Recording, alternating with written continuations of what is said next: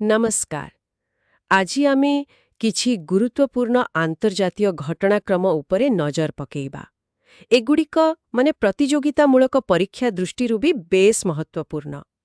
आमे एहाकू गोटे प्रश्नोत्तर शैली रे आलोचना करिबा।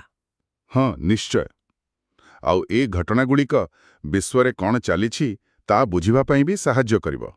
तेबे आरंभ करिबा। हुँ, तेबे प्रथम प्रश्न। Who was crowned Miss World 2025, becoming the first woman from Thailand to win the title?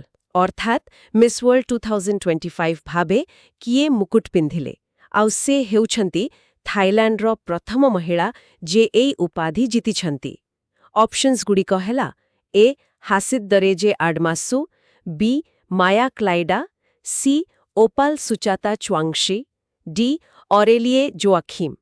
एहार ठीक उत्तर होछि सी ओपाल सुचाता च्वांगश्री।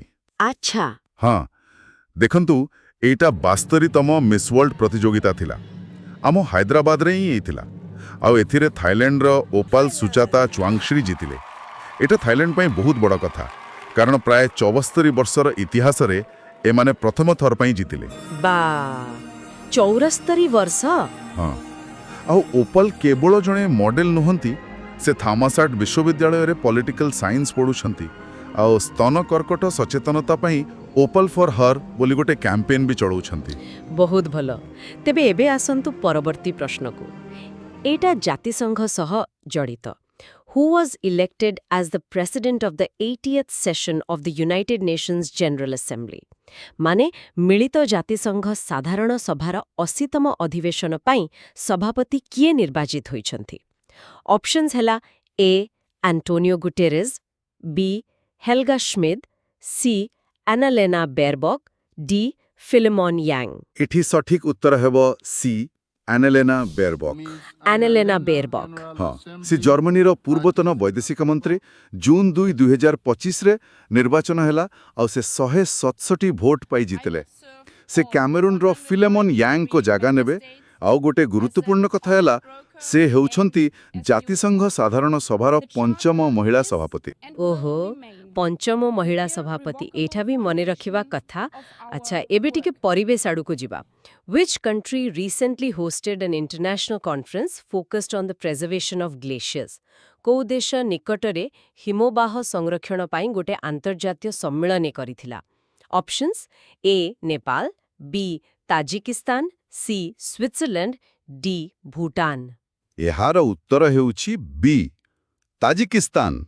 ताजिकिस्तान। हाँ ताजिकिस्तान राजधानी दुशानबे रे मे 29 रु जून 1 2025 भितरे एई सम्मेलनीर ना थिला high level international conference on glaciers preservation 2025।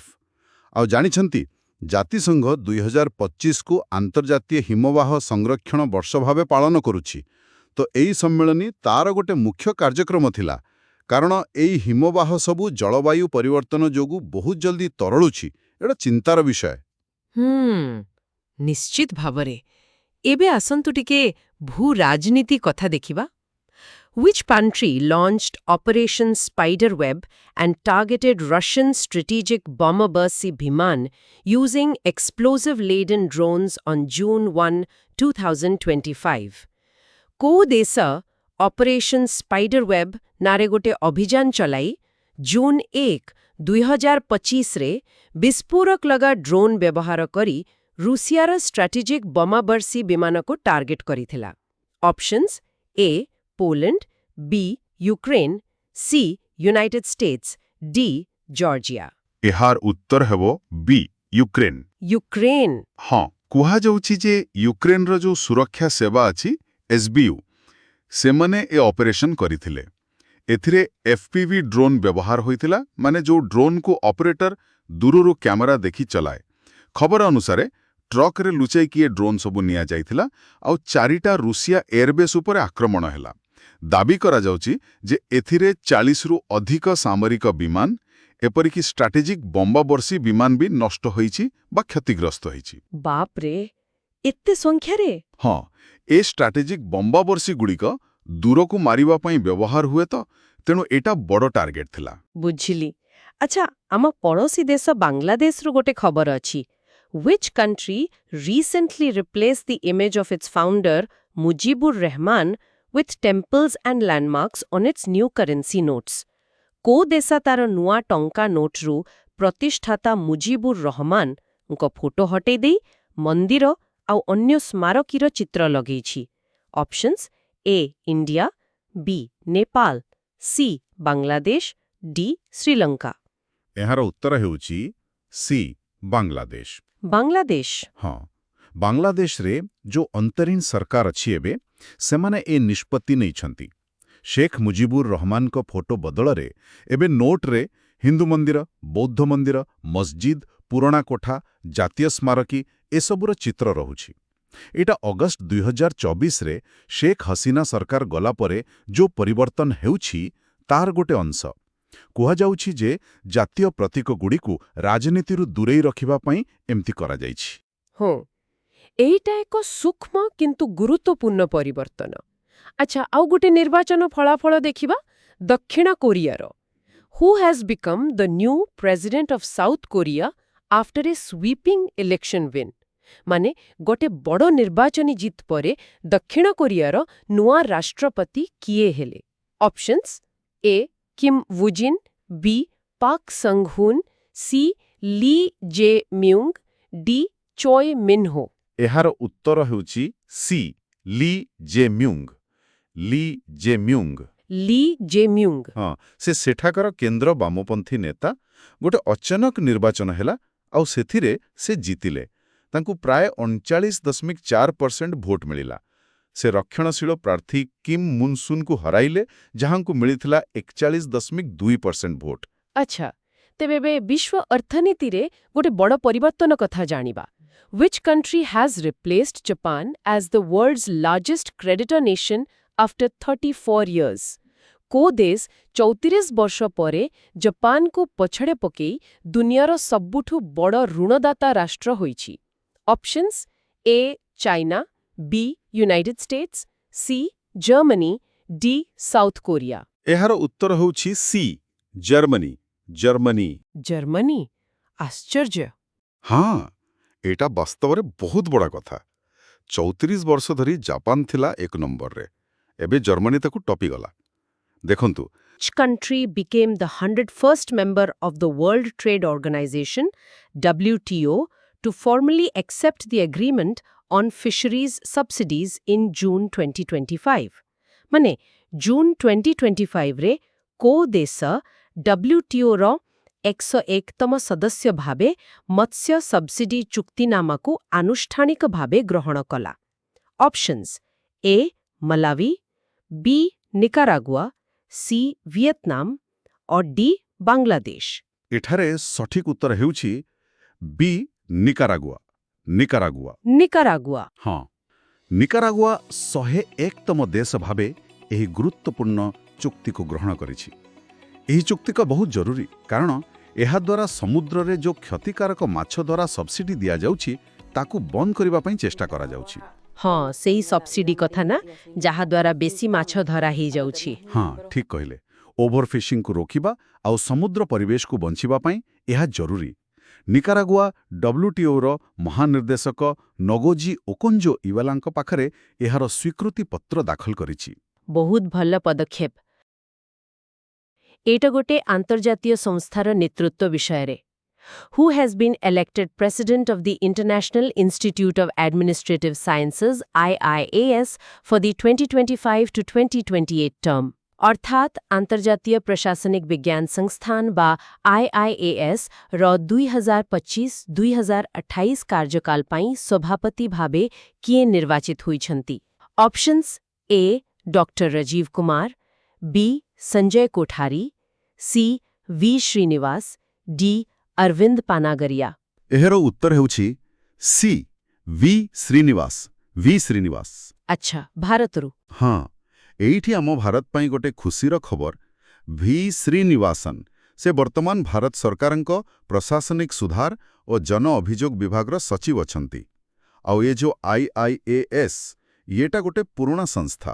1930ରେ ତିଆରି ହେଇଥିଲା। ପ୍ରଶାସନିକ ବିଜ୍ଞାନ କ୍ଷେତ୍ରରେ କାମ କରେ। ଏହାର ମୁଖ୍ୟାଳୟ ବ୍ରସେଲ୍ସରେ ଅଛି, ବେଲଜିୟମରେ। ଆମ ଭାରତ 1998ରୁ ଏହାର ସଦସ୍ୟ ଅଛି, ତ ଜଣେ ଭାରତୀୟ ଏହାର ସଭାପତି ହେବା ନିଶ୍ଚୟ ଗୌରବର କଥା। ନିଶ୍ଚୟ। Question 10. Which country has become the fifth European nation to exit the Ottawa Landmine Treaty? ଅର୍ଥାତ୍ କେଉଁ ୟୁରୋପୀୟ ଦେଶ ପଞ୍ଚମ ରାଷ୍ଟ୍ର ଭାବରେ ଏହି ଓଟାୱା ଲ୍ୟାଣ୍ଡମାଇନ୍ ଚୁକ୍ତିରୁ ବାହାରି ଯାଇଛି? ଅପସନ୍ସ ଅଛି ଏ ସ୍ୱିଡେନ୍, ବି ନରୱେ, ସି ଫିନଲ୍ୟାଣ୍ଡ ଆଉ ଡି ଡେନମାର୍କ। ଟିକେ ସମୟ ନିଅନ୍ତୁ ଭାବିବା ପାଇଁ। ଏହାର ସଠିକ ଉତ୍ତର ହେଉଛି ସି, ଫିନଲ୍ୟାଣ୍ଡ। ଆଚ୍ଛା, ଫିନଲ୍ୟାଣ୍ଡ। ତେବେ ଫିନଲ୍ୟାଣ୍ଡ ଏହି ପଦକ୍ଷେପ କାହିଁକି ନେଲା? ଏହାର କ'ଣ ବିଶେଷ କାରଣ ରହିଛି?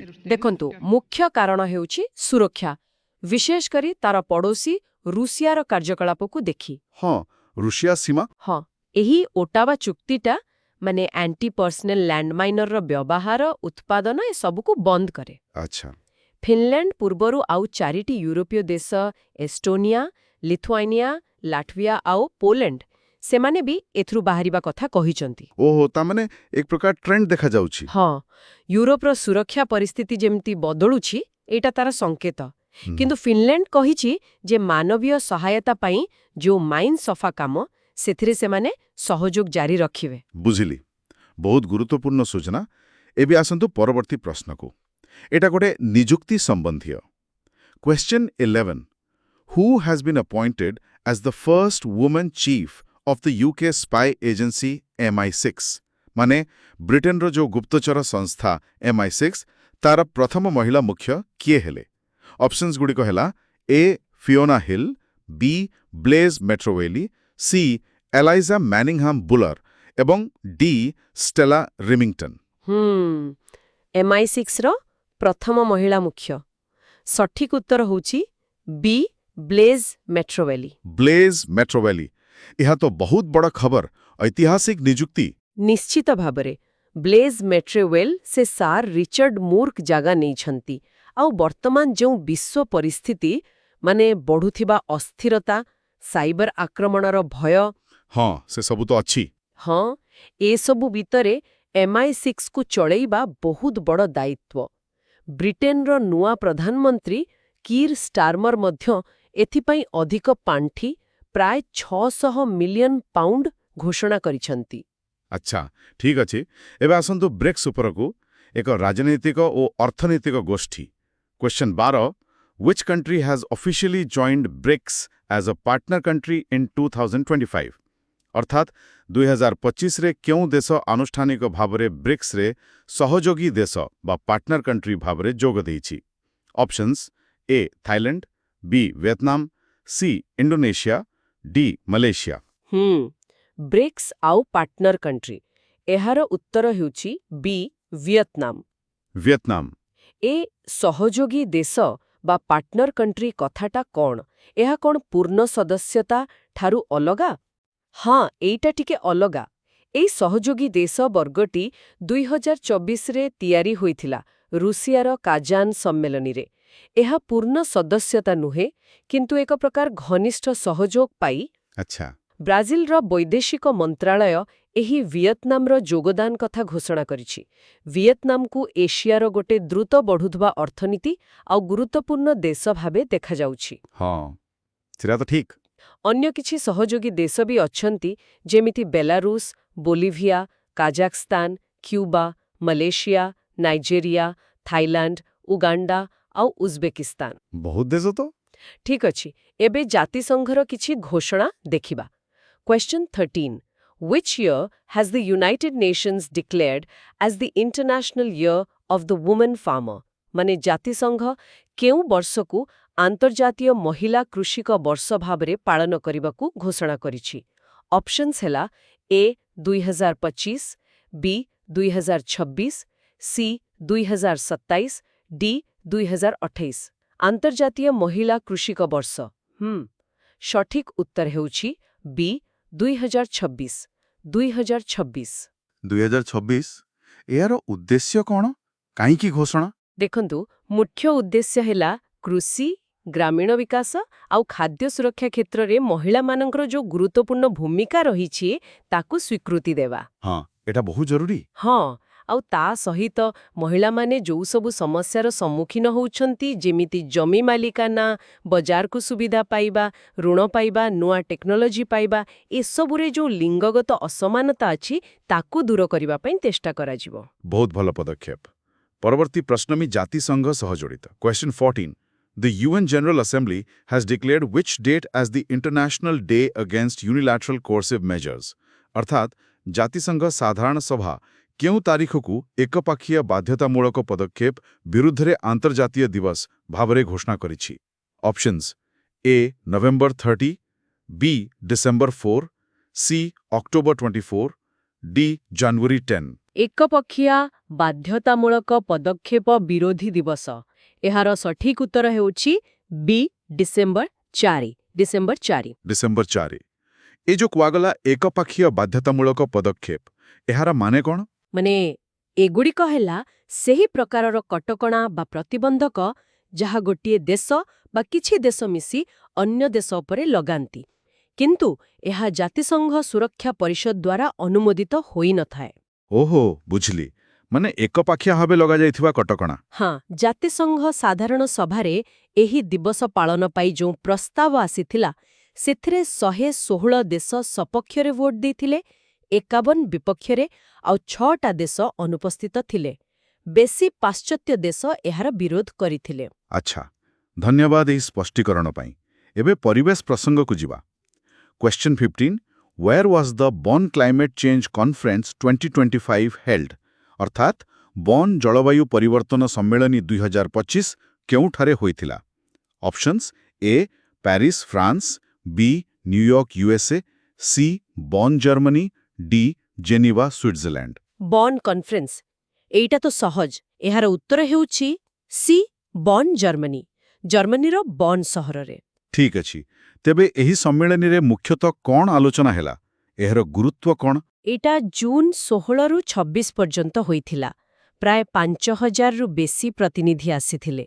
ମୁଖ୍ୟ ଆଲୋଚନା ଥିଲା ଜଳବାୟୁ ପରିବର୍ତ୍ତନ ସହ କେମିତି ଖାପ ଖୁଆଇ ଚଳିବା, ଆଡାପ୍ଟେସନ୍, ତାପରେ ଜଳବାୟୁ ପାଇଁ ଅର୍ଥ ବ୍ୟବସ୍ଥା, କ୍ଲାଇମେଟ୍ ଫାଇନାନ୍ସ, ଆଉ UNFCCC ମାନେ ଜାତିସଂଘର ଜଳବାୟୁ ପରିବର୍ତ୍ତନ ସମ୍ବନ୍ଧୀୟ ଫ୍ରେମୱାର୍କ, ତା ଅଧୀନରେ ଯାହା ସବୁ କାମ ହେବା କଥା ତାକୁ କେମିତି ଲାଗୁ କରାଯିବ।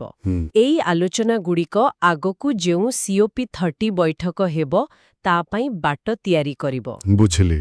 ଏବେ ଆସନ୍ତୁ ଶ୍ରମିକମାନଙ୍କ ସୁରକ୍ଷା ବିଷୟକୁ। ଗୋଟେ ଗୁରୁତ୍ୱପୂର୍ଣ୍ଣ ପ୍ରଶ୍ନ। Question 16. In 2025, which global body adopted its first ever convention against biological hazards at the workplace? ଅର୍ଥାତ୍ 2025ରେ କେଉଁ ବିଶ୍ୱ ସଂସ୍ଥା ନିଜର ପ୍ରଥମ ସମ୍ମିଳନ ବା କନଭେନସନ୍ ଗ୍ରହଣ କରିଛି ଯାହା କାର୍ଯ୍ୟକ୍ଷେତ୍ରରେ ଜୈବିକ ବିପଦ ବିରୁଦ୍ଧରେ ଉଦ୍ଦିଷ୍ଟ? ଅପସନ୍ସ ଅଛି: A. UNDP, B. WHO, C. ILO, D. IMF। ଜୈବିକ ବିପଦ କାର୍ଯ୍ୟକ୍ଷେତ୍ରରେ ଏଟା ILO ହେବା କଥା। ହଁ, ସଠିକ୍ ଉତ୍ତର ହେଉଛି option C, international labour organisation, ଅନ୍ତର୍ଜାତୀୟ ଶ୍ରମ ସଂଗଠନ। ଆଚ୍ଛା, ILO ଆଉ ଏହା ପ୍ରଥମ ଥର ପାଇଁ ଏମିତି କିଛି କରିଛି। ଏହାର ମହତ୍ୱ କ'ଣ? ହଁ, ଏହା ILO ଦ୍ୱାରା ଗ୍ରହଣ କରାଯାଇଥିବା ପ୍ରଥମ ଆନ୍ତର୍ଜାତୀୟ ମାନକ ଯାହା ବିଶେଷ ଭାବରେ କାର୍ଯ୍ୟକ୍ଷେତ୍ରରେ ଜୈବିକ ବିପଦ ମାନେ ଭାଇରସ୍, ବ୍ୟାକ୍ଟେରିଆ ଭଳି ଜିନିଷର ସଂସ୍ପର୍ଶରୁ ଶ୍ରମିକମାନଙ୍କୁ ସୁରକ୍ଷା ଦେବା ପାଇଁ। ଏହା 113ତମ ଆନ୍ତର୍ଜାତୀୟ ଶ୍ରମ ସମ୍ମେଳନ ILC, ଯାହା ଜୁନ୍ 13ରେ ଶେଷ ହେଲା, ସେଥିରେ ପାରିତ ହୋଇଛି। ଏହା ସବୁ ପ୍ରକାର କାମ ପାଇଁ ବୃତ୍ତିଗତ ସ୍ୱାସ୍ଥ୍ୟ ଓ ସୁରକ୍ଷା ଦିଗରେ ଗୋଟେ ବଡ଼ ମାଇଲଖୁଣ୍ଟ। ନିଶ୍ଚୟ। ଏବେ ଆଜି ପାଇଁ ଆମର ଶେଷ ପ୍ରଶ୍ନ। ଏଇଟା ସହରମାନଙ୍କରେ ଜୀବନ ଧାରଣର ମାନକୁ ନେଇ। Question 17. Which city was ranked most livable in the EIU Global Livability Index 2025? ଅର୍ଥାତ୍ EIU ମାନେ ଇକୋନୋମିଷ୍ଟ ଇଣ୍ଟେଲିଜେନ୍ସ ୟୁନିଟ୍ ତାଙ୍କର ଗ୍ଲୋବାଲ ଲିଭେବିଲିଟି ଇଣ୍ଡେକ୍ସ 2025 ଅନୁସାରେ କେଉଁ ସହର ରହିବା ପାଇଁ ସବୁଠୁ ଭଲ ସ୍ଥାନ ପାଇଛି? Options: A. Vienna, B. Copenhagen, C. Zurich, D. Melbourne. Liveability index ଗତ ବର୍ଷ ତ ଭିଏନା ଥିଲା, କିନ୍ତୁ ଏଥର ସଠିକ୍ ଉତ୍ତର ହେଉଛି ବି, କୋପେନହେଗନ୍। କୋପେନହେଗନ୍। ଓହୋ, କୋପେନହେଗନ୍। ତାହେଲେ ଭିଏନାକୁ ପଛରେ ପକେଇଲା କେମିତି? କ'ଣ କାରଣ? ଦେଖନ୍ତୁ ଏଆଇୟୁ ଯେଉଁ ମାପଦଣ୍ଡ ନିଏ ସେଥିରେ ସ୍ଥିରତା, ସ୍ୱାସ୍ଥ୍ୟ ସେବା, ସଂସ୍କୃତି, ପରିବେଶ, ଶିକ୍ଷା, ଭିତ୍ତିଭୂମି ଏସବୁ ଥାଏ। ହଁ କୋପେନହେଗେନ୍ ବିଶେଷ କରି ସ୍ଥିରତା, ଶିକ୍ଷା ଆଉ ଭିତ୍ତିଭୂମିରେ ବହୁତ ଭଲ ପ୍ରଦର୍ଶନ କରିଛି ଏଥର। ସେଥିପାଇଁକି ସେ ଭିଏନାକୁ ପଛଦେଇ 1 ନମ୍ବର ହେଲା। ଆଚ୍ଛା ସାଧାରଣତଃ ପଶ୍ଚିମ ୟୁରୋପର ସହରଗୁଡ଼ିକ ହିଁ ଶୀର୍ଷରେ ରୁହନ୍ତି, କିନ୍ତୁ ଏଥର ମଧ୍ୟ ପୂର୍ବ ଆଉ ଉତ୍ତର ଆଫ୍ରିକାର କିଛି ସହରରେ ବେଶ ଉନ୍ନତି ଦେଖାଯାଇଛି। ଆଉ ସବୁଠୁ ତଳେ ଅଛି ସିରିଆର ଦାମାସ୍କସ୍। ସେଠି ତ ପରିସ୍ଥିତି ଅଲଗା। Who has won the Poland presidential election as an independent candidate? ମାନେ ଓଡ଼ିଆରେ ପୋଲାଣ୍ଡର ରାଷ୍ଟ୍ରପତି ନିର୍ବାଚନରେ କିଏ ଜଣେ ସ୍ୱାଧୀନ ପ୍ରାର୍ଥୀ ଭାବେ ଜିତିଛନ୍ତି? ଅପସନ୍ସଗୁଡ଼ିକ ହେଲା ଇଂରାଜୀରେ A. Andrzej Duda, B. Mateusz Morawiecki, C. Karol Nawrocki, D. Donald Tusk. ଏହାର ସଠିକ ଉତ୍ତର ହେଉଛି ଅପସନ୍ ସି, କ୍ୟାରୋଲ ନଭ୍ରକି। ଆଚ୍ଛା, କ୍ୟାରୋଲ ନଭ୍ରକି? ହଁ, ସେ ଜଣେ ଦକ୍ଷିଣପନ୍ଥୀ ରାଷ୍ଟ୍ରବାଦୀ। ଯଦିଓ ସ୍ୱାଧୀନ ଭାବେ ଲଢ଼ିଥିଲେ, ତାଙ୍କ ବିରୋଧୀ ଲ ଆଣ୍ଡ ଜଷ୍ଟିସ୍ ବା ପିଆଇଏସ୍ ପାର୍ଟିର ସମର୍ଥନ ଥିଲା। ଓହୋ, ପିଆଇଏସ୍ ସମର୍ଥିତ।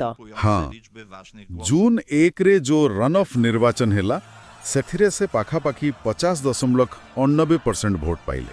ବହୁତ କମ୍ ମାର୍ଜିନ୍ ତ। ଏକଦମ। ତାଙ୍କ ପ୍ରତିଦ୍ୱନ୍ଦ୍ୱୀ ରଫାଲ ଟ୍ରୋଜାସ୍କୋଆସ୍କି, ତାଙ୍କୁ ମିଳିଲା 49.11%। ପୋଲାଣ୍ଡର ଜାତୀୟ ନିର୍ବାଚନ କମିଶନ ଏହି ଫଳାଫଳ ଦେଇଛନ୍ତି। ବୁଝିଲି। ତେବେ ଏଇଟା ପୋଲାଣ୍ଡ ରାଜନୀତି ପାଇଁ ଗୋଟେ ବଡ଼ କଥା। ଆଚ୍ଛା, ଏବେ ଆସନ୍ତୁ ମିଳିତ ଜାତିସଂଘ ଆଡ଼କୁ। ପରବର୍ତ୍ତୀ ପ୍ରଶ୍ନ ଇଂରାଜୀରେ। In June 2025, India was elected to which United Nations body for the 2026 to 2028 term? ଓଡ଼ିଆରେ କହିଲେ ଜୁନ୍ 2025ରେ ଭାରତ 2026ରୁ 2028 କାର୍ଯ୍ୟକାଳ ପାଇଁ କେଉଁ ମିଳିତ ଜାତିସଂଘ ସଂସ୍ଥାକୁ ନିର୍ବାଚିତ ହୋଇଛି? ଅପସନ୍ସଗୁଡ଼ିକ ହେଲା ଏ. United nation's security council, B. United nation's human rights council, C. United nation's economic and social council ଇକୋସକ୍, D. United nation's general assembly. ଏହାର ଠିକ ଉତ୍ତରଟା ହେଲା C, United nation's economic and social council ବା ଇକୋସକ୍। ଇକୋସକ୍। ହଁ, ଭାରତ 2026-28 ମାନେ 3 ବର୍ଷ ପାଇଁ ଏହି ଗୁରୁତ୍ୱପୂର୍ଣ୍ଣ ପରିଷଦକୁ ନିର୍ବାଚିତ ହୋଇଛି। ଆମ ବୈଦେଶିକ ମନ୍ତ୍ରୀ ଡକ୍ଟର ଏସ୍ ଜୟଶଙ୍କର ବି କହିଛନ୍ତି ଯେ ଭାରତ ବିକାଶ ପ୍ରସଙ୍ଗକୁ ଆଗକୁ ନେବା ପାଇଁ ପୁରା ପ୍ରତିବଦ୍ଧ। ଆଉ ଏହି ପରିଷଦଟା ମାନେ ଇକୋସକ୍, ଏଟା ଜାତିସଂଘର ଅର୍ଥନୈତିକ, ସାମାଜିକ, ସ୍ଥାୟୀ ବିକାଶ ଏସବୁ କାମକୁ ଦେଖେ। ଭାରତ ସହିତ ଅଷ୍ଟ୍ରେଲିଆ, ଚୀନ, ନରୱେ ଏମିତି କିଛି ଦେଶ ବି ନିର୍ବାଚିତ ହୋଇଛନ୍ତି। ଆଚ୍ଛା, ତେବେ ଇକୋସକ୍ରେ ଭାରତର ସ୍ଥାନ ପକ୍କା ହେଲା। ଏହା ନିଶ୍ଚୟ ଭାରତର ଗ୍ଲୋବାଲ ଭୂମିକାକୁ ଆହୁରି ମଜବୁତ କରିବ। ଏବେ ମିଳିତ ଜାତିସଂଘର ଆଉ ଗୋଟି ଗୁରୁତ୍ୱପୂର୍ଣ୍ଣ ଅଙ୍ଗ ସୁରକ୍ଷା ପରିଷଦ କଥା ଦେଖିବା। ପ୍ରଶ୍ନଟି ହେଲା ଇଂରାଜୀରେ Which 5 countries have been elected as non-permanent members of the UN Security Council for a 2-year term? ମାନେ କେଉଁ 5ଟି ଦେଶ 2 ବର୍ଷିଆ କାର୍ଯ୍ୟକାଳ ପାଇଁ ଜାତିସଂଘ ସୁରକ୍ଷା ପରିଷଦର ଅଣସ୍ଥାୟୀ ସଦସ୍ୟ ଭାବେ ନିର୍ବାଚିତ ହୋଇଛନ୍ତି? ଅପସନ୍ସ ଏହିପରି A. Latvia, Bahrain, Colombia, Liberia, DR Congo, B. India, Japan, Germany, Brazil, Nigeria, C. Russia, China, USA, UK, France, D. Nepal, Bhutan, Sri Lanka, Maldives, Myanmar. ଏଠି ଠିକ ଉତ୍ତରଟା ହେଉଛି option A, Latvia, Bahrain, Colombia, Liberia ଆଉ ଡିଆର୍ କଙ୍ଗୋ। ହଁ, ଏହି 5 ଦେଶ ମିଳିତ ଜାତିସଂଘ ସାଧାରଣ ସଭାରେ ଏମାନଙ୍କୁ ନୂଆ ଅଣସ୍ଥାୟୀ ସଦସ୍ୟ ଭାବେ ବଛାଯାଇଛି। ଏମାନଙ୍କର କାର୍ଯ୍ୟକାଳ ଜାନୁଆରୀ 1, 2026ରୁ ଆରମ୍ଭ ହେବ। ଆଚ୍ଛା, 2026ରୁ। ହଁ, ଆଉ ଡିସେମ୍ବର 31, 2027 ଯାଏଁ ଚାଲିବ, ମାନେ ପୁରା 2 ବର୍ଷ। ଏଥିରେ ଗୋଟେ କଥା ମନେ ରଖିବା ଦରକାର, ଲାଟଭିଆ ପାଇଁ ଏଇଟା ପ୍ରଥମ ଥର।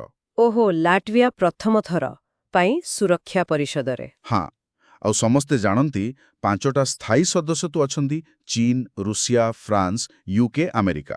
ସେମାନଙ୍କ ପାଖରେ ଭିଟୋ ପାୱାର ଅଛି। ଠିକ୍। ଲାଟଭିଆ ପାଇଁ ଏହା ବଡ଼ କଥା ନିଶ୍ଚୟ। ଆଚ୍ଛା, ଏବେ ଟିକେ ପ୍ରତିରକ୍ଷା କ୍ଷେତ୍ରକୁ ଯିବା। ଶେଷ ପ୍ରଶ୍ନ ଆଜି ପାଇଁ ଇଂରାଜୀରେ। Which country offered India complete access to the source code of its Su-57E stealth fighter jet? ମାନେ କେଉଁ ଦେଶ ଭାରତକୁ ତାର Su-57E ଷ୍ଟେଲ୍ଥ ଯୁଦ୍ଧ ବିମାନର ଷ୍ଟେଲ୍ଥ ମାନେ ଯାହା ରଡାରେ ସହଜରେ ଧରା ପଡ଼େନି ତାର ପୁରା ସୋର୍ସ କୋଡ୍ ଦେବାକୁ ଅଫର କରିଛି। ଅପସନ୍ସ ହେଲା A USA, B China, C France, D Russia. ଏହାର ଉତ୍ତର ହେଲା ରୁଷିଆ। ରୁଷିଆ, ଏଇଟା ତ ବହୁତ ବଡ଼ ଖବର। ହଁ, ଏକଦମ ଅଭୂତପୂର୍ବ କହିଲେ ଚଳେ। ରୁଷିଆର ୟୁନାଇଟେଡ୍ ଏୟାରକ୍ରାଫ୍ଟ କର୍ପୋରେସନ ଏହି ଅଫର ଦେଇଛି। ଏହାର ମାନେ ହେଲା ଭାରତ କେବଳ ବିମାନ କିଣିବନି, ତାର ପୁରା ଟେକ୍ନୋଲୋଜି ସୋର୍ସ କୋଡ୍ ପାଇବ। ତେବେ ଭାରତ ନିଜେ ଏହାକୁ ବଦଳାଇ ପାରିବ? ନିଶ୍ଚୟ। ନିଜ ଇଚ୍ଛା ଅନୁସାରେ କଷ୍ଟମାଇଜ କରିପାରିବ, ଆମ ଦେଶରେ ତିଆରି ଅସ୍ତ୍ରଶସ୍ତ୍ର ଲଗାଇ ପାରିବ, ଏପରିକି ସିଷ୍ଟମକୁ ବି ମଡିଫାଇ କରିପାରିବ। ଏଇଟା ଭାରତର ଆତ୍ମନିର୍ଭର ଭାରତ ଦିଗରେ ବହୁତ ବଡ଼ କଥା ହୋଇପାରେ। ଆଉ ଦେଖନ୍ତୁ, ଏସିଆରେ ଯେଉଁ ସୁରକ୍ଷା ପରିସ୍ଥିତି ଏବେ ଅଛି ଆଉ ଆମେରିକା ରୁଷିଆ ଭିତରେ ଯେଉଁ ଟଣାଉଟରା ଚାଲିଛି, ସେହି ସମୟରେ ଏହି ପ୍ରସ୍ତାବ ବହୁତ ଗୁରୁତ୍ୱପୂର୍ଣ୍ଣ। କାରଣ ଆମେରିକା ବି ତ ଭାରତକୁ ନିଜେ F-35 ବିମାନ ଦେବାକୁ ଚାହୁଁଛି। ତ ଏବେ ରୁଷିଆ ସିଧାସଳଖ କମ୍ପିଟିସନରେ ଆସିଗଲା। ବାଃ, ଏହା ନିଶ୍ଚିତ ଭାବରେ ଗୋଟେ ବଡ଼ ଡେଭଲପମେଣ୍ଟ। ଏହାର ପ୍ରଭାବ ଆଗକୁ ଦେଖିବାକୁ ମିଳିବ। Which disease has resurfaced in Western Europe, marking the largest outbreak in 70 years? ମାନେ କେଉଁ ରୋଗଟା ପଶ୍ଚିମ ୟୁରୋପରେ ପୁଣି ଦେଖାଦେଇଛି ଆଉ କୁହାଯାଉଛି ଏଟା ଗତ 70 ବର୍ଷ ଭିତରେ ସବୁଠୁ ବଡ଼ ସଂକ୍ରମଣ। ବିକଳ୍ପଗୁଡ଼ିକ ହେଲା A tuberculosis, B measles, C diphtheria, D cholera. ଏହାର ସଠିକ ଉତ୍ତରଟା ହେଉଛି ଅପସନ୍ ସି ଡିପ୍ଥେରିଆ। ଆଚ୍ଛା। ହଁ, ଦେଖନ୍ତୁ 2022 ପରଠାରୁ ପଶ୍ଚିମ ୟୁରୋପରେ ପୁଣି ଡିପ୍ଥେରିଆ, ଆଉ ଏଇଟା ଗତ 70 ବର୍ଷ ଭିତରେ ସବୁଠୁ ବଡ଼ ବୋଲି କୁହାଯାଉଛି। ଓହୋ। ଆଉ ବେଶୀ ପ୍ରଭାବିତ କରୁଛି କାହାକୁ ନା ପ୍ରବାସୀ ଆଉ ଗୃହହୀନ, ଯେଉଁମାନେ ଟିକେ ଦୁର୍ବଳ ବର୍ଗର। WHO ମାନେ ବିଶ୍ୱ ସ୍ୱାସ୍ଥ୍ୟ ସଂଗଠନ କହିଛି ଏଇଟା ଗୋଟେ ବହୁତ ସଂକ୍ରାମକ ଜୀବାଣୁ ସଂକ୍ରମଣ। କରିନିବ୍ୟାକ୍ଟେରିୟମ୍ ଡିପ୍ଥେରି ବୋଲି ଗୋଟେ ଜୀବାଣୁ ଅଛି, ତା ଦ୍ୱାରା ହୁଏ। ଆଚ୍ଛା। ତ ଏଇଟା ବେଶୀ ଆକ୍ରମଣ କରେ ଶ୍ୱାସନଳୀକୁ। ଲକ୍ଷଣ ତ ସାଧାରଣତଃ ଗଳା ଦରଜ, ଜ୍ୱର, ବେକ ଫୁଲିବା ଏସବୁ। ତେବେ ଏଇଟା ନିଶ୍ଚୟ ଚିନ୍ତାର କାରଣ। ଶୁଣିଲି ଟିକା ନ ନେଲେ ମୃତ୍ୟୁହାର ଭିବ୍ଲିଏସ୍ ଅଧିକା, ପ୍ରାୟ 30% ପର୍ଯ୍ୟନ୍ତ ହୋଇପାରେ। ହଁ, ସେଇଟା ବହୁତ ଗୁରୁତ୍ୱପୂର୍ଣ୍ଣ କଥା। ଆଚ୍ଛା, ଏବେ ଆସନ୍ତୁ ପରବର୍ତ୍ତୀ ପ୍ରଶ୍ନ, ବାଂଲାଦେଶ ବିଷୟରେ। Who has announced that Bangladesh polls will be held in 2026 and rejected the demand for early elections? ଅର୍ଥାତ୍ କିଏ ଏ ଘୋଷଣା କରିଛନ୍ତି ଯେ ବାଂଲାଦେଶ ନିର୍ବାଚନ 2026ରେ ହେବ ଆଉ ଶୀଘ୍ର ନିର୍ବାଚନ କରିବା ଦାବିକୁ ମନା କରିଦେଇଛନ୍ତି? ବିକଳ୍ପଗୁଡ଼ିକ ଏ ଶେଖ୍ ହସିନା, ବି ଖାଲେଦା ଜିଆ, ସି ମହମ୍ମଦ ୟୁନୁସ୍, ଡି ଅବ୍ଦୁଲ ହମିଦ। ଏଠି ସଠିକ ଉତ୍ତରଟା ହେବ ଅପସନ୍ ସି ମହମ୍ମଦ ୟୁନୁସ୍। ମହମ୍ମଦ ୟୁନୁସ୍? ହଁ, ବାଂଲାଦେଶର ଯେ ଅନ୍ତରୀଣ ସରକାରର ମୁଖ୍ୟ ଅଛନ୍ତି ଏବେ, ନୋବେଲ ପୁରସ୍କାର ବିଜେତା ମହମ୍ମଦ ୟୁନୁସ୍, ସେ ଏଇ ଘୋଷଣା କରିଛନ୍ତି। କହିଛନ୍ତି ଯେ ଜାତୀୟ ନିର୍ବାଚନ ଏପ୍ରିଲ 2026ର ପ୍ରଥମ ଭାଗରେ କରାଯିବ। ମନେଥିବ ଅଗଷ୍ଟ 2024ରେ ଗୋଟେ ଗଣବିଦ୍ରୋହ ହୋଇଥିଲା। ହଁ, ତା ପରଠାରୁ ଏଇଟା ହେବ ଦେଶର ପ୍ରଥମ ନିର୍ବାଚନ। ତାରିଖ କିନ୍ତୁ ଏବେ ଯାଏଁ ଠିକ୍ ହେଇନି। ନା, ନିର୍ଦ୍ଦିଷ୍ଟ ତାରିଖ ଏବେ ଯାଏଁ ଘୋଷଣା ହୋଇନି। ବାଂଲାଦେଶ ଉପରେ ନଜର ରହିବ ନିଶ୍ଚୟ। ଆଚ୍ଛା, ଆଗାମୀ ପ୍ରଶ୍ନ G7 ସମ୍ମିଳନୀ ବିଷୟରେ। Where was the 52nd G7 summit held in 2025? ମାନେ 2025ରେ 52ତମ G7 ଶିଖର ସମ୍ମିଳନୀ କେଉଁଠି ହେଲା?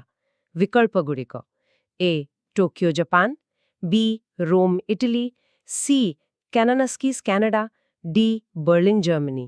ଏହାର ଉତ୍ତର ହେଉଛି ସି କାନାନାସ୍କିସ୍ କାନାଡା। କାନାଡାରେ। ହଁ, କାନାଡାର କାନାନାସ୍କିସ୍ରେ। ଏହା ଜୁନ 15ରୁ 17, 2025 ଭିତରେ ହେବ। ଆଉ ଗୋଟେ ଭଲ କଥା ହେଲା ଭାରତ ବି ଏଥିରେ ଯୋଗଦେବ। ଓହୋ। କାନାଡାର ପ୍ରଧାନମନ୍ତ୍ରୀ ଆମ ପ୍ରଧାନମନ୍ତ୍ରୀଙ୍କୁ ନିମନ୍ତ୍ରଣ କରିଛନ୍ତି। ଆମେ ଜାଣିଛେ ଭାରତ 2019 ପରଠାରୁ G7ରେ ବିଶେଷ ଆମନ୍ତ୍ରିତ ଭାବେ ଯୋଗଦେଇ ଆସୁଛି। ହଁ, ଠିକ୍। G7 ମାନେ ତ 7ଟା ବଡ଼ ଧନୀ ଗଣତାନ୍ତ୍ରିକ ଦେଶର ଗୋଷ୍ଠୀ। ଏହାର କୌଣସି ସ୍ଥାୟୀ ସଚିବାଳୟ ନାହିଁ। ଏମାନେ ମୁଖ୍ୟତଃ ଅର୍ଥନୀତି ଆଉ ଭୂ ରାଜନୀତି ବିଷୟରେ ଆଲୋଚନା କରନ୍ତି। ଆଚ୍ଛା। ଆଉ ଏଇଟା 1975ରେ ଗ୍ରୁପ ଅଫ୍ ସିକ୍ସ ଥିଲା। 76ରେ କାନାଡା ଯୋଗଦେଲା ପରେ G7 ହେଲା। ବହୁତ ଭଲ ସୂଚନା। ଏବେ ଟିକେ ମହାକାଶ ଆଡ଼କୁ ଯିବା। Hakuto R is a space mission launched by which country? ଅର୍ଥାତ୍ ହାକୁତୋ ଆର୍ କେଉଁ ଦେଶର ମହାକାଶ ମିଶନ? ବିକଳ୍ପ A China, B South Korea, C Japan, D Russia. ଏ ମିଶନଟି ଜାପାନର। ତେଣୁ ଉତ୍ତର ସି ଜାପାନ। ଜାପାନ। ହଁ, ହାକୁଟୋ ଆର୍ ହେଉଛି ଜାପାନର ଗୋଟେ ବେସରକାରୀ କମ୍ପାନୀ ଆଇସ୍ପେସ୍। ତାଙ୍କ ଦ୍ୱାରା ପରିଚାଳିତ। ତାଙ୍କର ଲକ୍ଷ୍ୟ ଥିଲା ରେସିଲିଏନ୍ସ ବୋଲି ଗୋଟେ ଲ୍ୟାଣ୍ଡରକୁ ଚନ୍ଦ୍ରରେ ଓହ୍ଲାଇବା। କିନ୍ତୁ ଦୁର୍ଭାଗ୍ୟବଶତଃ ଶେଷ ମୁହୂର୍ତ୍ତରେ ଯୋଗାଯୋଗ ରହିଲାନି। ତେଣୁ ସେଇଟା କ୍ରାଶ୍ ଲ୍ୟାଣ୍ଡିଂ କରିଗଲା। ଓହୋ, ଏହା ପୂର୍ବରୁ ବି ଥରେ ବିଫଳ ହୋଇଥିଲା ନା? ହଁ, 2023ରେ ବି ତାଙ୍କର ଗୋଟେ ପ୍ରୟାସ ବିଫଳ ହୋଇଥିଲା। ଏଇଟା ତାଙ୍କର ଦ୍ୱିତୀୟ ଚେଷ୍ଟା ଥିଲା। ଜାନୁଆରୀ 2025ରେ ସ୍ପେସ୍ଏକ୍ସ ଫାଲ୍କନ୍ 9 ରକେଟ୍ରେ ଏହାକୁ ପଠାଯାଇଥିଲା। ବେସରକାରୀ କମ୍ପାନୀ ପାଇଁ ଚନ୍ଦ୍ର ମିଶନ ଏବେ ବି ଗୋଟେ ବଡ଼ ଆହ୍ୱାନ। ଆଚ୍ଛା, ପରବର୍ତ୍ତୀ ପ୍ରଶ୍ନ ପରିବେଶ ସମ୍ବନ୍ଧୀୟ। Which two countries jointly launched the Blue NDC Challenge to promote ocean-focused climate action? ମାନେ ସମୁଦ୍ରକୁ କେନ୍ଦ୍ର କରି ଜଳବାୟୁ ପରିବର୍ତ୍ତନ ରୋକିବା ପାଇଁ କେଉଁ ଦୁଇ ଦେଶ ମିଶି ବ୍ଲୁ ଏନ୍ଡିସି ଚ୍ୟାଲେଞ୍ଜ ଆରମ୍ଭ କରିଛନ୍ତି? ବିକଳ୍ପ A United States and Canada, B France and Brazil, C Australia and Fiji, D Mexico and Seychelles. ଏହି ପଦକ୍ଷେପଟି ଫ୍ରାନ୍ସ ଏବଂ ବ୍ରାଜିଲ ମିଶି ଆରମ୍ଭ କରିଛନ୍ତି। ତେଣୁ ସଠିକ୍ ଉତ୍ତର ହେଲା ବି ଫ୍ରାନ୍ସ ଆଣ୍ଡ ବ୍ରାଜିଲ। ଫ୍ରାନ୍ସ ଆଉ ବ୍ରାଜିଲ। ହଁ, ତୃତୀୟ ଜାତିସଂଘ ସାମୁଦ୍ରିକ ସମ୍ମିଳନୀ ଚାଲିଥିଲା UNOC3। ତାର ପ୍ରଥମ ଦିନରେ ଏମାନେ ଏହା ଆରମ୍ଭ କଲେ। ଉଦ୍ଦେଶ୍ୟ ହେଲା ସବୁ ଦେଶ ନିଜ ନିଜର ଜଳବାୟୁ ଯୋଜନା, ଯାହାକୁ ଏନ୍ଡିସି କୁହାଯାଏ, ନ୍ୟାସନାଲି ଡିଟରମିନ୍ଡ କଣ୍ଟ୍ରିବ୍ୟୁସନ୍ସ, ସେଥିରେ ସମୁଦ୍ର କଥାକୁ ବେଶି ଗୁରୁତ୍ୱ ଦିଅନ୍ତୁ। ଆଚ୍ଛା। ବିଶେଷ କରି ଏ ବର୍ଷ ନଭେମ୍ବରରେ ବ୍ରାଜିଲରେ COP30 ହେବ। ତା ପୂର୍ବରୁ ଏଇଟା ଗୁରୁତ୍ୱପୂର୍ଣ୍ଣ। ଅଷ୍ଟ୍ରେଲିଆ, ଫିଜି ଭଳି ଆଉ 8ଟା ଦେଶ ବି ଏଥିରେ ଯୋଗ ଦେଇଛନ୍ତି। ନିଶ୍ଚୟ ଏକ ଭଲ ପଦକ୍ଷେପ। ସମୁଦ୍ର ସୁରକ୍ଷା ନିହାତି ଜରୁରୀ। ଏବେ ଟିକେ ସଂସ୍କୃତି ଆଡ଼କୁ ଯିବା। Which country celebrates Poson Poya to commemorate the arrival of Buddhism over 2000 years ago? ଅର୍ଥାତ୍ କେଉଁ ଦେଶ 2000 ବର୍ଷରୁ ଅଧିକ ସମୟ ପୂର୍ବେ ବୌଦ୍ଧ ଧର୍ମ ଆସିଥିବାର ସ୍ମୃତିରେ ପୋଷଣ ପୋୟା ପାଳନ କରେ? ବିକଳ୍ପ A India, B Nepal, C Thailand, D Sri Lanka. ଏଇଟା ହେଉଛି ଆମ ପଡ଼ୋଶୀ ଦେଶ ଶ୍ରୀଲଙ୍କା। ତେଣୁ ଉତ୍ତର ଡି ଶ୍ରୀଲଙ୍କା। ଶ୍ରୀଲଙ୍କା। ହଁ, ଶ୍ରୀଲଙ୍କାରେ ପୋଷଣ ପୋୟା ପାଳନ ହୁଏ। ଏଇଟା ପ୍ରାୟ 3300 ବର୍ଷ ତଳେ ସେଠାକୁ ବୌଦ୍ଧ ଧର୍ମ ଆସିଥିଲା, ତାକୁ ମନେ ପକାଏ। ଆଚ୍ଛା। ଜୁନ୍ ମାସ ପୂର୍ଣ୍ଣିମା ଦିନ ପାଳନ କରାଯାଏ। କୁହାଯାଏ ଯେ ସମ୍ରାଟ ଅଶୋକଙ୍କ ପୁଅ ଅରହତ ମହିନ୍ଦା ଏହି ଦିନ ମିହିନ୍ତାଲେ ପାହାଡ଼ରେ ରାଜା ଦେବାନମ୍ପିଆ ତିସ୍ସାଙ୍କୁ ପ୍ରଥମ ଧର୍ମ ଉପଦେଶ ଦେଇଥିଲେ। ଓହୋ, ଇତିହାସ ସହ ଜଡ଼ିତ। ହଁ, ସେଇଠୁ ହିଁ ଶ୍ରୀଲଙ୍କାରେ ବୌଦ୍ଧ ଧର୍ମର ଆରମ୍ଭ ବୋଲି ଧରାଯାଏ। ବହୁତ ଭଲ। ପୁଣି ଫେରିବା ଅନ୍ତର୍ଜାତୀୟ ଘଟଣାକୁ। Which country recently conducted air strikes on Iran's capital Tehran and declared a special state of emergency? ମାନେ କେଉଁ ଦେଶ ନିକଟରେ ଇରାନର ରାଜଧାନୀ ତେହରାନ ଉପରେ ଏୟାର ଷ୍ଟ୍ରାଇକ୍ କରିଛି ଆଉ ନିଜ ଦେଶରେ ସ୍ୱତନ୍ତ୍ର ଜରୁରୀକାଳୀନ ପରିସ୍ଥିତି ଘୋଷଣା କରିଛି? ବିକଳ୍ପ A United States, B Saudi Arabia, C Israel, D Turkey. ଏହି ଖବରଟା ଇସ୍ରାଏଲ ସହ ଜଡ଼ିତ। ତେଣୁ ଉତ୍ତର ସି ଇସ୍ରାଏଲ। ଇସ୍ରାଏଲ। ହଁ, ଖବର ଅନୁଯାୟୀ ଇସ୍ରାଏଲ ତେହରାନ ଉପରେ ବିମାନ ଆକ୍ରମଣ କରିଛି ଆଉ ତାପରେ ପରେ ନିଜ ଦେଶରେ ବିଶେଷ ଜରୁରୀକାଳୀନ ପରିସ୍ଥିତି ଘୋଷଣା କରିଛି। ତେହରାନରେ ଲୋକେ ବିସ୍ଫୋରଣର ଶବ୍ଦ ଶୁଣିଥିଲେ ବୋଲି ଖବର ଆସିଥିଲା ଆଉ ପରଦିନ ସ୍କୁଲ ବି ବନ୍ଦ ରଖାଯାଇଥିଲା। ଏହା ତ ନିଶ୍ଚୟ ଅଞ୍ଚଳରେ ଉତ୍ତେଜନା ବଢ଼ାଇଥିବ। ବିଲକୁଲ। ଆଚ୍ଛା, ପୁଣି ସାମୁଦ୍ରିକ ସମ୍ମିଳନୀ କଥା। Which two countries will co-host the 4th United Nations Ocean Conference in 2028? 2028ରେ ହେବାକୁ ଥିବା ଚତୁର୍ଥ ଜାତିସଂଘ ସାମୁଦ୍ରିକ ସମ୍ମିଳନୀ କେଉଁ ଦୁଇ ଦେଶ ମିଶି ଆୟୋଜନ କରିବେ? ବିକଳ୍ପ A China and Japan, B South Korea and Chile, C China and South Korea, D United States and Canada. ଏହାର ଆୟୋଜକ ହେବେ ଚୀନ ଏବଂ ଦକ୍ଷିଣ କୋରିଆ। ତେଣୁ ସଠିକ୍ ଉତ୍ତର C China and South Korea. ଚୀନ ଆଉ ସାଉଥ କୋରିଆ। ହଁ, ଏ ଘୋଷଣାଟା ହୋଇଥିଲା ଜୁନ୍ 2025ରେ ଫ୍ରାନ୍ସର ନିସେରେ, ଯେଉଁ ତୃତୀୟ ସମ୍ମିଳନୀ ହେଲା ତାର ଶେଷରେ। ଆଚ୍ଛା। ସେଇ ତୃତୀୟ ସମ୍ମିଳନୀରେ 170ରୁ ଅଧିକ ଦେଶ ଭାଗ ନେଇଥିଲେ ଆଉ ସମୁଦ୍ର ସଂରକ୍ଷଣ ପାଇଁ ଗୋଟେ ଘୋଷଣାନାମା ବି ଗ୍ରହଣ କରିଥିଲେ।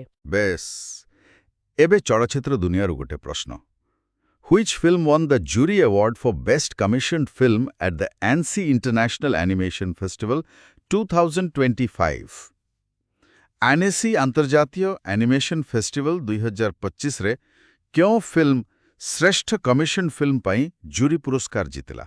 ବିକଳ୍ପ A naive new beaters and star feminine band ୟୋ କୁ ସି କୁଓ, ବି ଦେଶୀ ଓନ୍, C polled survey special, freaked out major decision, D Ted Ed how did South African apartheid happen? ଏଇଟା ଆମ ଦେଶ ପାଇଁ ଗର୍ବର କଥା। ଭାରତୀୟ ଫିଲ୍ମ ଦେଶୀ ଓନ୍କୁ ଏ ପୁରସ୍କାର ମିଳିଛି। ଉତ୍ତର ବି ଦେଶୀ ଓନ୍। ଦେଶୀ ଓନ୍, ବହୁତ ବଢ଼ିଆ। ହଁ, ଭାରତୀୟ ଫିଲ୍ମ ନିର୍ମାତା ସୁରେଶ ଏରିୟାତଙ୍କର ଏଇ ଆନିମେସନ ଫିଲ୍ମ ଫ୍ରାନ୍ସର ଆନେସି ଫେଷ୍ଟିଭାଲ ବହୁତ ପ୍ରତିଷ୍ଠିତ। ସେଠି ଶ୍ରେଷ୍ଠ କମିଶନ ଫିଲ୍ମ ପାଇଁ ଜୁରି ପୁରସ୍କାର ପାଇବା ଭାରତୀୟ ଆନିମେସନ ପାଇଁ ବଡ଼ କଥା। ଏହା ପୂର୍ବରୁ ମୁମ୍ବାଇରେ ୱେବ୍ସ 2025 ସମିଟ୍ରେ ବି ଏହି ଫିଲ୍ମ ଶ୍ରେଷ୍ଠ ଚଳଚ୍ଚିତ୍ର ପୁରସ୍କାର ପାଇଥିଲା। ବାଃ, ଭାରତୀୟ ଆନିମେସନ ଆଗକୁ ବଢ଼ୁଛି।